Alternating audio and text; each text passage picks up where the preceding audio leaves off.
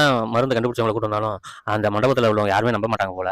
இந்த ராஜாங்கம் வந்து எம்எல்ஏ, மந்திரிங்காங்க. ஆனாலும் சேது தன் மகன் அவன் சொல்றத கூட அவர் நம்புறதுக்கு தயாரா இல்ல. எப்பவுமே தயாரா இல்ல. இப்ப மட்டும் இல்ல. அதுவும் இல்லாம தமிழ்ச்செல்வியோ, சேதுவோ வந்து ஏதாவது ஒண்ணு செஞ்சா, அத வந்து பெருசா வந்து அவர் அங்கீகரிச்ச மாரி தெரியல. கடைசி நேரம் வரைக்கும் இழுத்துட்டு தான் நடந்திருக்கு. அதே மாரி தான் இன்னைக்கு போஸ் கல்யாணமும். போஸ் கல்யாணம் நிப்பாட்டுறதுக்காக வரல அவரு. ரூ. 1,00,00,000 குடுக்கும்போது செக்க குடுக்கக்கூடாதுன்னு சொல்லி வராரு. இத பார்த்த போஸோட அம்மா, அந்த எப்படியோ அந்த 1,00,00,000 வந்து உங்க வீட்ல போய் வச்சுக்கணும்னு சொல்லி தமிழ்ச்செல்வி தான் கொண்டு வந்தான்னு சொல்லி பிளான் பண்ணிட்டேன். நீங்களே வச்சுக்கோங்க. நாங்க என்ன ஒரு கோடீஸ்வரன் கோடியிலே பிறந்தவங்களா? எங்களுக்கு ஒண்ணும் அந்த கோடி தேவையில்ல. ஆனா போஸ் தான் வந்து அந்த மருந்த கொண்டு வந்து காப்பாத்தனாங்கிறத வந்து இந்த சாமியே வந்து சொல்லும் அப்படி இப்படின்னு சொல்றாங்க. அப்போ வந்து சேது சொல்றாரு, நான் வந்து நினைச்சிருந்தேன்னா இந்த உண்மை தெரிஞ்ச உடனே போஸ 4 தட்டு தட்டி உங்கள்ட்ட உண்மையை சொல்ல வச்சிருப்பேன்பா. இப்ப சொன்னாங்களே என் சித்தி அதே இதை வந்து சொல்லுவாங்க அன்னைக்கு. அதனால தான் நான் வந்து அப்படி செய்யல.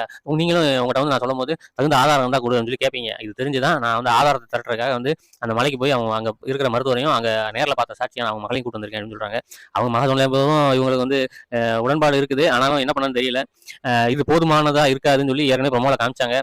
இந்த ஆதாரத்தை வச்சுலாம் ஒன்றும் செய்ய முடியாதுன்ட்டு அதுக்கு வண்டை கொண்டு வந்து கடிக்க விட்டுறாரு போஸை. போஸை கடிக்க விட்டு மாத்து மருந்து உனக்கு வேணும்னா உண்மையை சொல்லு, இல்லைன்னா நீ எப்படி போன்னு சொல்லிடுவார் போல. போஸ் இப்பயாவது உண்மையை சொல்லுவாரா? தமிழ்ச்செல்விக்கு மறுபடியும் அந்த வீட்டில் வர்றதுக்கான வாய்ப்பு கிடைக்குமா அப்படின்னு சொல்லி நீங்க கமெண்ட் பண்ணுங்க. தேங்க்யூ.